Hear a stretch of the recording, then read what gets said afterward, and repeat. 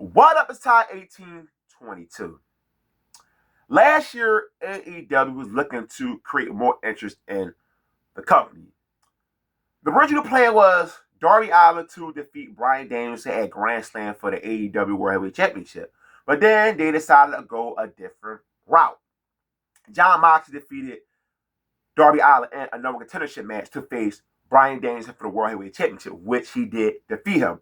Then we got the Death Riders angle. Because Tony Khan watched what took place in the WWE with the Bloodline, which was a success for the company. It drew a lot of interest in the company. That's what Tony Khan was banking on with this Death Riders angle. That's why the Bloodline, the worst thing to happen to Tony Khan.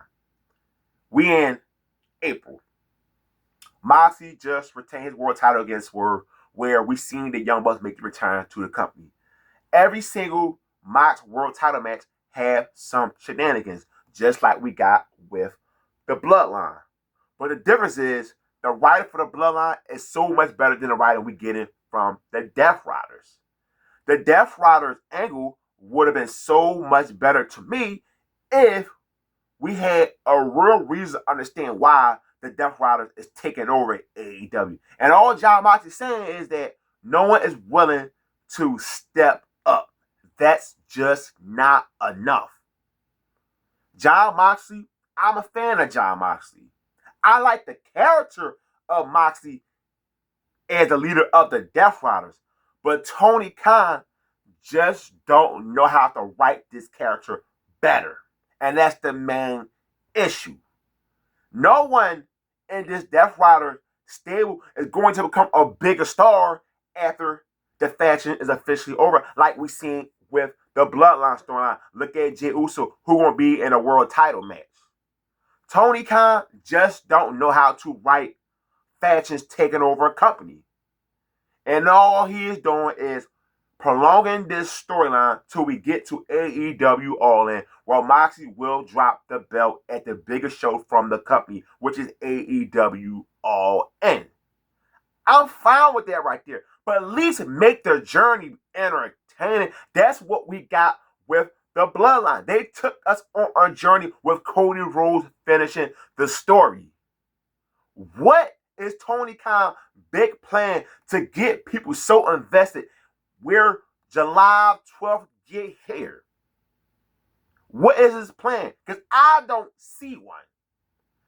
The only thing we have is, damn, I cannot wait for July 12th gear for Moxley to drop that title. It's not supposed to be like that. You're supposed to enjoy the ride of the story to get to that big moment at the biggest show on them all.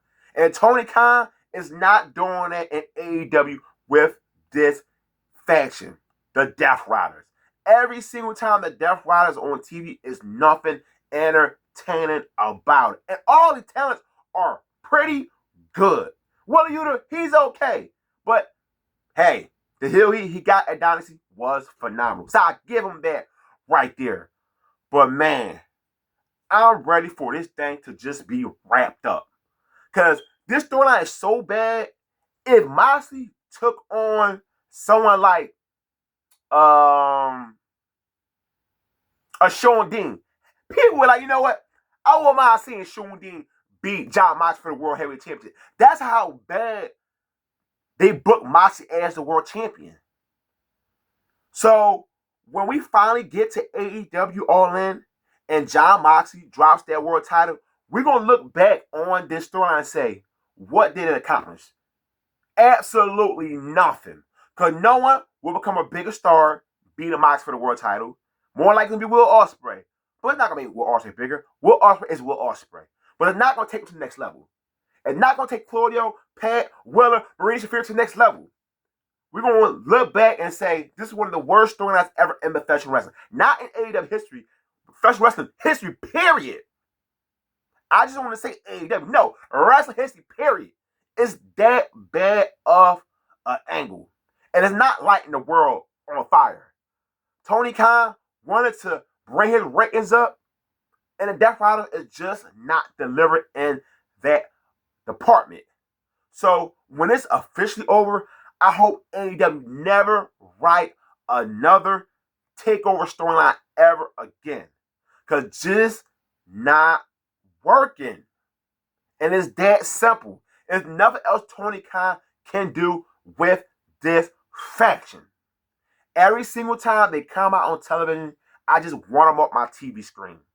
They have go away heat with me and other fans. I know a lot of us come here on internet and complain, and we expect them to decide to change stuff for us. I don't.